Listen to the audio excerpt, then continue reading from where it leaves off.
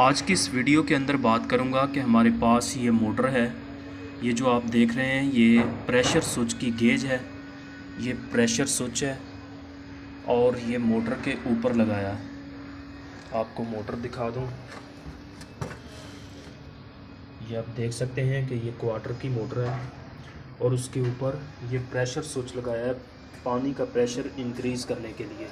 तो सबसे पहले मैं आपको इसके पानी के कनेक्शन के बारे में बताऊंगा कि ये मोटर के साथ जो लाइन अटैच हुई है ये इसकी मेन लाइन है, ये इन हुई है और उसके बाद मोटर के ऊपर ये प्रेशर स्विच लगाया गया और प्रेशर स्विच के ऊपर से जो पानी की लाइन है ये आउट हो रही है। ठीक है, तो पहले प्रेशर जो था वो ना होने के बराबर था और ये प्रेशर स्विच लगाने की वजह से पानी का प्रेशर बहुत इंक्रीज़ हुआ। ये इसकी गेज है और इसके बाद मैं आपको इसके कनेक्शन के बारे में बताऊं।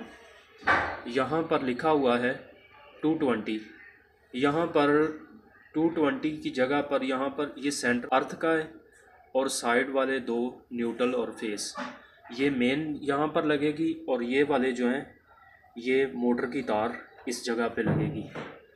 तो ये आप देख सकते हैं इसकी वजह से पानी का प्रेशर इंक्रीज़ हो जाता है।